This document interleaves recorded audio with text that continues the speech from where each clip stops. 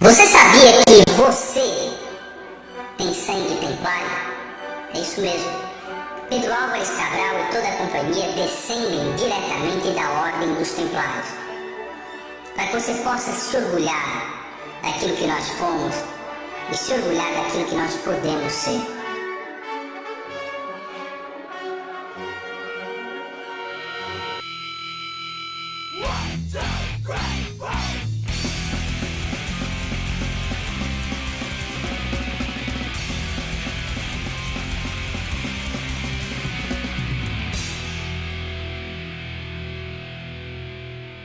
Oferecimento A Última Tentação de Cristo, um filme feito num país de maioria protestante de um ator pelado que uma criança beija e não pega nada. E Galinha Pintadinha, vinda diretamente de Portugal. Sendo de Portugal, é gente, e tem político que confunde assim as pessoas com animal.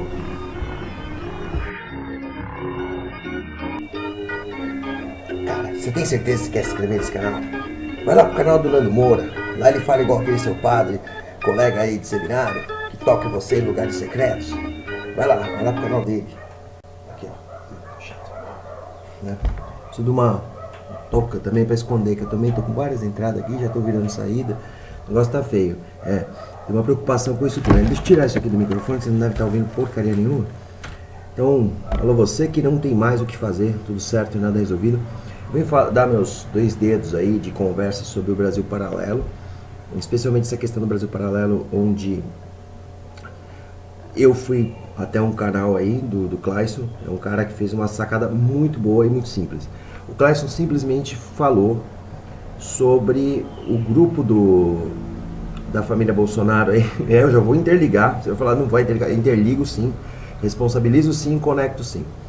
O Brasil Paralelo é um grupo ligado às ideias de extrema direita, né? É uma amálgama de pessoas que estão aí já há muito tempo, não só na internet, mas também em movimentos políticos de ação direta contra o Estado, não do nosso jeito de ação direta, mas do jeito de elites corporativas. Então esse grupo está junto e fez um curso online, né? Isso aí já está bem publicado aí, quem procurar vai ver.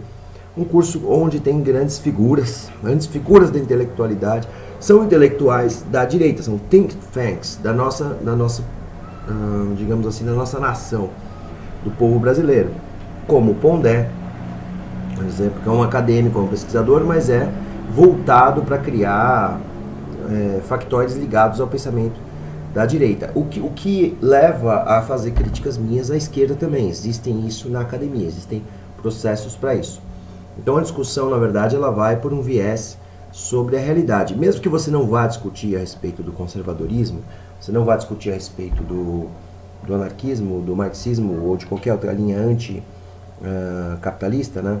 O monarquismo, que é uma linha anticapitalista, bastante anticapitalista, acho que talvez mais anticapitalista até do que o marxismo, né? O anarquismo é muito anticapitalista. Eu vou repetir isso 3 vezes, alguém já vai imaginar por quê. E mesmo que você tenha essa linha, ou você seja um conservador mesmo, se seja um conservador, é importante colocar o que o Clayson trouxe nesse elemento. De que o conservadorismo, mesmo o conservadorismo, tem elementos interessantes para serem debatidos. Não é o caso do Brasil Paralelo. O Brasil Paralelo, ele criou um processo de factoide para enganar pessoas e vender cursos que não estão correlacionados com o MEC, relacionados com a educação em geral.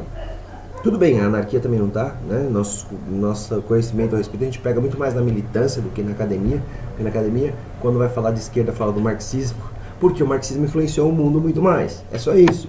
Então o que fez mais influência, mas o anarquismo influenciou o marxismo inicialmente. Né? Sem Proudhon não tem Marx, isso é bem claro. Marx seria o que seria chamado social-democracia pro resto da vida. Quem estuda a história de Marx vê que é o contato que ele tem com o Proudhon e com o anarquismo e com esses textos que faz ele se voltar a se tornar socialista, tá? Então o socialismo de Marx vem do socialismo libertário, como a corrente de Bakunin chamou na Primeira Internacional. Na abertura do vídeo, vocês devem ter visto já, eu peguei uma animação aí que fizeram do Nando Costa, onde ele fala da questão do sangue templário, certo?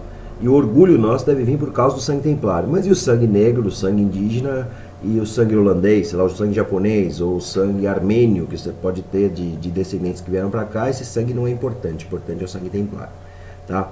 É a partir do sangue templário que você tem potencial para fazer alguma coisa, assim como, sei lá, um sangue ariano tinha algum tempo atrás. Os cavaleiros teutônicos eram os cavaleiros alemães que davam orgulho para os nazistas também. Isso é muito importante a gente estar colocando, tá? Lembrar que não só os templários eram encarados agora como uma descendência superior, como também os nazistas, né? Os nazistas também tinham essa mesma ideia.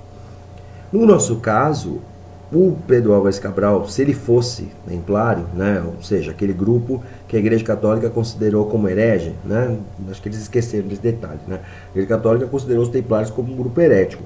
Então vocês católicos, religiosos, vêm trazer, os templários vieram para cá, é dizer que um monte de hereges, pecadores vieram para o Brasil, o que não é tanta mentira. Se vocês pesquisarem a respeito, vocês vão ver que grande parte das pessoas que vieram para colonizar as terras que tinham acabado de ser descobertas por Portugal eram, na verdade, criminosos, prostitutas, ladrões, todo tipo de sorte de pessoas que desagradavam a coroa portuguesa e o governo de Portugal. Eram enviados como um castigo para esse território aqui inexplorado, cheio de bicho, cheio de animais e índios também, né? Porque isso é a parte que eu acho mais legal, né? Os caras iam para a Índia, chegaram, não vou por lá, vou por aqui, bate num continente, fala, vocês são índios, né? Claro. Tava indo pra Índia, óbvio que vocês são índios. Eu falo, não, cara, não sou índio não. Não, eu vou chamar de índio, dane-se. Eu sou o cara espertão. Nos próximos 300 anos, no meu livro de história vai estar escrito que é índio. E se você reclamar, inclusive, eu vou delimitar suas terras aqui de acordo com o meu governo. Tá? Mas isso daí é o que a gente tem que se orgulhar, segundo o Nano Costa. Tá? É desse que a gente tem que se orgulhar, de ter trazido um monte de gente pra cá que demarcaram territórios para falar que são nossos. A população pré-colonial, a população que vivia aqui antes da colônia, tem uma série de histórias. Inclusive, se você assiste o canal há pelo menos uns 2 meses, você sabe que eu moro no ABC Paulista e na cidade de Ribeirão Preto. Você vai saber essas duas coisas que eu não escondo, talvez já para a CIA me matar algum dia, quem sabe. Mas o fato é o seguinte, no ABC Paulista, que eram 7 cidades, elas eram uma cidade só, que era São Bernardo da Borda do Campo. Santo André da Borda do Campo, dependendo da época que você for ver. E nesse período haviam aproximações entre os colonizadores que estavam se aproximando daqui, que estavam chegando, e os moradores locais. Um dos mais importantes, ou dos mais lembrados, é o cacique índio Tibiriçá, que dá nome à rodovia que corta o ABC Paulista, né? Que também é chamado de corredor polonês, porque ela apanha de todas as cidades. Todo mundo reclamou da criação dessa rodovia, e ela tem relação com a muralha, que teve aquela série da Rede Globo ali, onde tinha uma muralha que cruzava de um lado ao outro. As histórias que a gente vê com relação aos primeiros portugueses que se instalaram nessa região aqui é muito diferente das histórias que estão sendo contadas no Brasil Paralelo. Isso são histórias não só catalogadas, mas arrastadas pela tradição oral das cidades, quando a gente fez a grande pesquisa a respeito, por descendentes dos indígenas que moravam aqui, tanto quanto descendentes de portugueses, descendentes de italianos, descendentes de imigrantes, tanto do período pós-colonial, quanto do período recente do começo do século XX. Então, assim, isso são várias e várias testemunhas. Então, mesmo que eu não vá por um lado acadêmico, que é isso que eles querem negar, o que já é um absurdo, e eu for por um lado completamente ligado à pesquisa oral e tradicional, que a gente chama de memorialista, que é o senso comum, o não científico, mas que também dá bases para a gente começar a pesquisar de forma científica, não é totalmente, mas a gente começa a pensar de forma científica. Se a gente vai por esse viés, eu também consigo contrariar a teoria dos templários, tá? Que, ao meu ver, é uma tese muito ligada a ideias integralistas. O que eram os integralistas? Era um movimento que queria imitar o nazismo europeu. Desculpa, mas é isso. Quando você fala que Deus, a pátria, a nação e a identidade de país é mais importante, eu só consigo lembrar dos integralistas na minha cabeça, que é um grupo que fala de... Entendeu? Que você pode falar, a gente pode até ser. Os integralistas não são ilegais no Brasil, porque eles não são uma referência diretamente dizer assim, nós somos nazistas. Mas eles têm símbolos e elementos tal que são referências ao nazismo assim claras, como por exemplo a sigma, tá? É um símbolo que eu uso com uma sátira e com Reacildo, tá? A sigma, ela é a ideia de soma da nação. Então os integralistas usavam a ideia do nacionalismo. Então, os integralistas, inclusive, eles aderiram à ditadura militar depois que ela aconteceu, acreditando que seria um movimento nacional. Tá? Mas mesmo os integralistas criticam a ditadura militar hoje em dia, ou então os integralistas também compreendem que ela não tem uma relação de nacionalismo, porque ela também entregou o Brasil de forma subordinada ao chamado imperialismo. No caso do Brasil Paralelo, o interesse deles é criar essa amálgama de ideias conservadoras com indivíduos conservadores, somar dentro de uma linha de direita para vender DVDs para gente de direita. Só isso. E foi esse o ponto mais importante, na minha opinião, que o Clayson teve para contribuir com essa discussão com o grupo. Foi mais importante para contribuir com o grupo a discussão com o grupo do Olavo de Carvalho. Foi a coisa mais importante, na nossa opinião. Por quê? Porque ele apontou na ferida falando, olha gente, seguinte, o que está acontecendo é isso. Vocês estão pegando dinheiro de gente rica dos conservadores. Acabou, morreu o assunto, é só isso que vocês querem fazer. E acabou o assunto mesmo. A partir dali acabou-se o assunto, não teve mais nenhum debate e mais do que isso, pessoas vieram no canal do Clayson e xingaram o Clayson, falaram um monte do Clayson. Tá? E eu fui lá e comentei, dei meu apoio ao Clayson, porque eu sei que o Clayson está comentando coisas corretas, pelo que eu vi da própria vídeo do Clayson. O Clayson pode estar fazendo o que for lá na casa dele, mas naquele vídeo eu concordo com o Clayson. E foi aí que eu falei com ele também. Eu queria mostrar a página, não só houve um comentário muito inusitado, houveram duas figuras muito inusitadas, que eu gostaria de mostrar para vocês agora na imagem. Uma das figuras foi justamente o Conde López de la Ruega, né, que foi lá escrever também, falou que era um vídeo pobre, um vídeo de gente invejosa e blá blá blá, e xingou de várias coisas, né, que é bem típico assim, né, dessa coisa conservadora, dessa coisa cristã, né, que é falar palavrão, xingar, é bem tradicional mesmo, né. O Conde López, né, como ele se gosta de se titular, para mim não significa nada essas coisas, né, para mim nobre tem que ser guilhotinado, né, então se ele tem um título de conde eu já preparo as minhas foices aqui. Ó, que videozinho bosta e cretino, coisa de petista chorão que perdeu a boquinha no governo. Essa foi a fala do Conde López, tá? Já percebeu que uma frase sua não tem organização lógica? Aí foi pra mim, né, que eu falei pra ele que ele é um cara, no meio dos comentários aí, que ele é um cara que é racista e medievalista, né? Para mim, quando ele defende os templários como um motivo de orgulho, só os templários são motivo de orgulho, essa frase me coloca isso, ele me faz entender isso. Se não for isso, que eles falem, não foi isso que eu quis dizer, então diga, mas não é o que me pareceu o contrário. Tá? Então, ele fala assim, o que tem a ver a Idade Média com racismo? Né? Aí ele falou um negócio absurdo, né? Absurdo aí em seguida que não tem a menor lógica, e eu respondi no mesmo nível. Tá? Vou deixar aí o vídeo, a imagem, tá? Para vocês olharem. Eu sinceramente fiquei muito irritado, eu não vou conseguir repetir isso lendo, tá bom? Não vou conseguir repetir lendo, mas eu quero que vocês vejam o nível dos caras, entendeu? Do debate dos caras, tá bem claro aí o que tá a fala. Qualquer coisa pausem aí, eu vou pôr a imagem. Tá?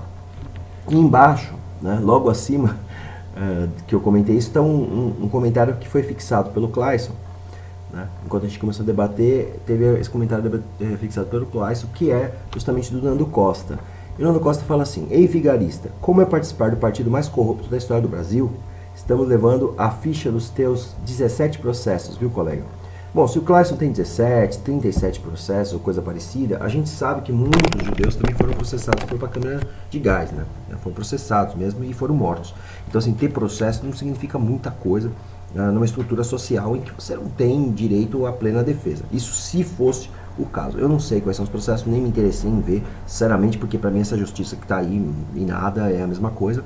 Até porque ela só defende os mais ricos, os mais poderosos e tudo mais, que é o que essa corja aí de nobres, né, defensores da nobreza, defende. Né?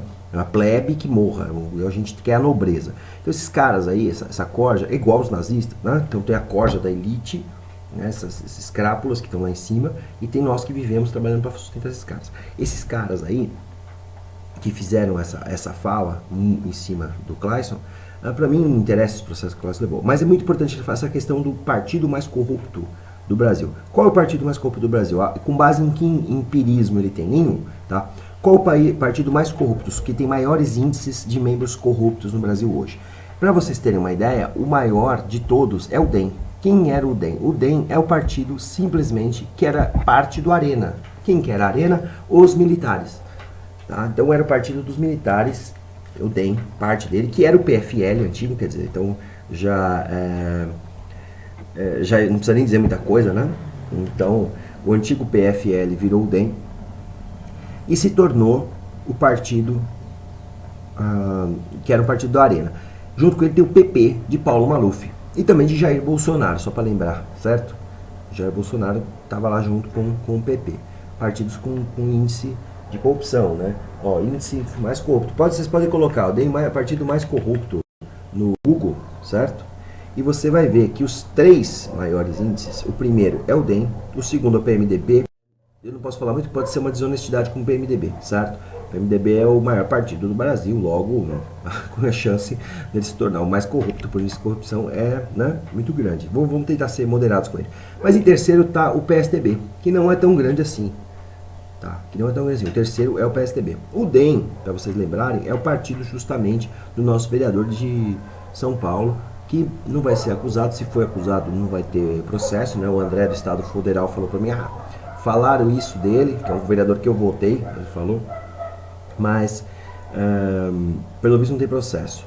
Não tem processo, ou teve e alguém sentou, ou não tem, mas isso não é outro debate. O fato que ele pagou lá com caixa 2, ficou discutindo, gritando, não fez nada. O segundo é o PMDB, como eu já falei, e o terceiro é o PSDB. O PSDB não tem acusação nenhuma aberta contra ele. Então, uma discussão gigante aí sobre Aécio Neves, que não vai ser preso nem condenado. Tá. Uma das histórias que eu queria falar da minha região é justamente sobre essa do Tibiriçá.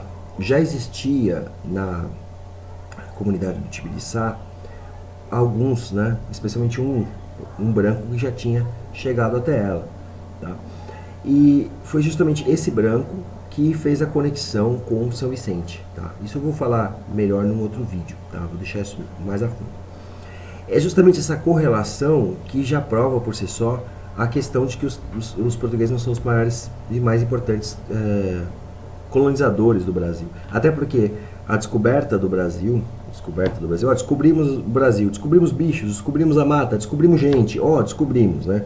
A descoberta do Brasil veio com duas questões. Mesmo os europeus que chegaram aqui, quando teve a divisão das terras, lá quando Colombo chegou, você vê que tem a demarcação mostrando a América do Sul. Então, essa discussão com relação a por que o Portugal se vê como descobridora tem muito mais a ver com a influência de Portugal sobre o mundo, que era a maior influência no mundo, era uma das potências econômicas da época, tá bom? Então, tem que levar isso em conta. Para fechar também, eu queria mostrar para vocês um livro que eu acho muito simples e até achei bem tradicional, ele é bem clássico. E é esse daqui, Dialética da Colonização. É um livro que explica a formação do Brasil na questão da colonização. E nessa colonização, quanto que as culturas que não eram as culturas portuguesas, culturas que tinham sangue dos templários nas mãos, né, porque é isso que realmente a Igreja Católica fez, ter o sangue dos templários nas mãos, especialmente os maçons, são muito fãs dos templários, maçons como, sei lá, José Bonifácio, se vocês quiseram colocar como grande fundador do Brasil, a revelia de Canudos e de tantos outros povos que morreram aí para manter vocês. Essa história fala de como a Igreja Católica, pegando os próprios autos da Igreja Católica, especialmente de peças de teatro, obras de literatura da Igreja, onde a Igreja literalmente demoniza alguns índios, como por exemplo o índio Aimberê, que ficou contra a colonização dos portugueses. Se tornou um demônio, literalmente um demônio, em peças católicas. E isso é demonstrado nesse livro. Tá? Falando muito superficialmente. Mas eu vou tentar fazer um vídeo especificamente sobre a região do ABC, sobre a história da formação das cidades do ABC, especialmente porque a gente tem um debate gigante sobre isso aqui em Ribeirão Pires. Inclusive tem um memorialista que se vê como historiador indígena, que se apresenta assim, que é o Robinson Miguel, trabalha na Secretaria de Cultura aqui da cidade atualmente, e ele defende algumas teses que são um pouco polêmicas e tal, mas que são importantes para trazer essas questões memoriais. E essas questões memoriais que ele arrasta são fundamentais para a gente estar divulgando algumas dessas ideias. E é isso que eu queria mostrar para vocês um pouco na internet. Especialmente deem uma olhada, quem puder ter acesso a esse livro. Em bibliotecas, se não puder comprar, não precisa pagar 12 parcelas de R$39. A informação científica tem muitas áreas públicas, para quem não consegue pagar, e espaços de discussão e debate nesse espaço também, tá bom? Então peço que vocês procurem outras fontes de informação. Nós temos fontes diversas aí. Um jurista disse uma vez que sobre o Olavo de Carvalho ser o grande mentor deles, né, o grande professor deles. E é com isso que eu quero terminar hoje esse vídeo com uma comparação que me vem em mente quando eu ouvi isso, tá bom? Então é isso. Fiquem na luta, paz e até mais. Tinha um jornal anarquista de humor e jornalismo, patrocinado pela esquerda, chamava Civil, era da engenharia civil, Civil com ponto de interrogação, e eu me apaixonei por aquele jornal e me atirei, pedia para trabalhar no jornal, queria publicar coisas lá, consegui publicar meu primeiro artigo e depois virei editor desse jornal por 2 anos, praticamente ia na Poli só para fazer o jornal, entendeu? E esse jornal batia na esquerda e na direita, era uma coisa bem anarquista, assim.